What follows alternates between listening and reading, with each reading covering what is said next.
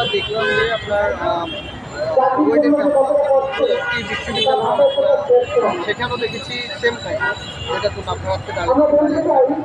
তো এই যে একটা দেশের প্রতি আরেকটা দেশের ভবিষ্যৎ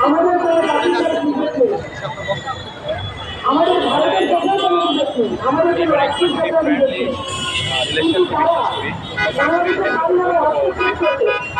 ভারত রাষ্ট্রটা বরাবরের মতো যে আচরণ করে আসছে, আমরা সে প্রত্যেকটা জায়গায় আর থাকতে পারছি না। বারবার শত্রুতা বাপান্ন আচরণ করছে, যেটা একেবারে অপ্রত্যাশিত। আমরা বলতে চাই বাংলাদেশ হাইকমিশন থেকে বাংলাদেশ গভর্নমেন্টকে একটা পদক্ষেপ নেওয়া উচিত। আমাদের যে দ্বিপক্ষিক সম্পর্ক আছে সেই সম্পর্কের জায়গা থেকে ভারতকে মত দেওয়া উচিত যে আপনি একটি স্বাধীন রাষ্ট্র, আমরা একটি স্বাধীন রাষ্ট্র, মানচিত্রে একটি স্বাধীন রাষ্ট্র আর একটি স্বাধীন রাষ্ট্রের কোনোভাবেই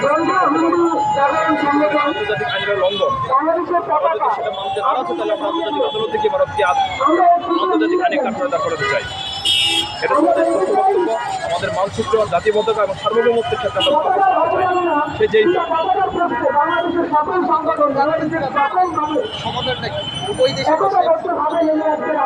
সেটা আমরা বলতে চাই আমাদের যে সম্পর্ক আছে বাইল্যাটারাল ট্রিটি, এই জায়গা থেকে বাংলাদেশ গভর্নমেন্ট তাদের হাইকমিশনের মধ্য দিয়ে ইন্ডিয়ান গভর্নমেন্টের হাইকমিশনের সাথে যোগাযোগ বৃদ্ধি করতে হবে, ডিসকাউন্টে ডিল করতে হবে।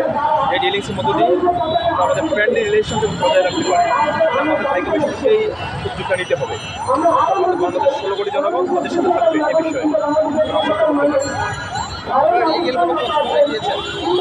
লিগাল প্রচুরই আমরা আমাদের শিক্ষার্থী বাংলাদেশ আমাদের প্রতিবাদের সমর্থন দাঁড়িয়েছি। এর বাইরে লিগাল প্রচুরিও নেওয়ার দায়িত্ব হচ্ছে রাষ্ট্রের।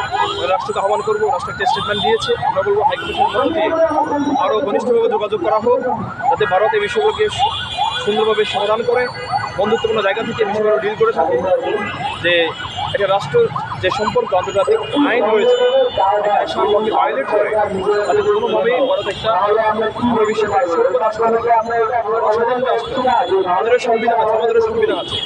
সংবিধান অনুযায়ী ইন্টারন্যাশনাল ল মেনে আমরা আমাদের সম্পর্ককে ডিল করতে ভারতের মধ্যে উদ্যত আহ্বান থাকবে আমাদের পক্ষ থেকে।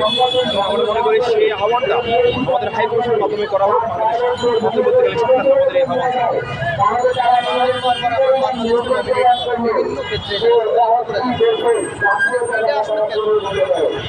এটা আসলে দেশের সরকারগুলো ভারতের কাছে তাদের ধারণা দিয়েছে, মানে ক্ষমতার মস্তদে আরোহণ করার জন্য পাশাপাশি শক্তিশালী দেশের কাছে যখন তাদের সমস্ত দিক দিয়েছে, ভারত নিঃসন্দেহে সেই সুবিধাটা ঢুকে নেবে। এখন এমন একটা সময় আসছে, এখন আমাদের যে সরকার মধ্যবর্তীকালীন সরকার, সেই সরকারের মেরুদণ্ড অনেক আমরা বিশ্বাস করি। আমরা আসলে মেরুদণ্ড বেঁকিয়ে কারো কাছে ধর্ণা দিতে চাই না, এবং আমাদের চোখ রাঙিয়ে কথা বলার অধিকার আছে বলে আমরা মনে করি না। সেই জায়গা থেকে ভারত অনেকটা ক্ষিপ্ত হয়েছে, আশাহত হয়েছে। তারা সেই জায়গা থেকে বারবার আন্তর্জাতিক আইন লঙ্ঘন করে তাদের রাষ্ট্রীয় স্টেটমেন্টগুলো দিচ্ছে, তাদের জঙ্গি সংগঠনগুলোকে প্রমোট করছে, যেটা আন্তর্জাতিক আইনের লঙ্ঘন।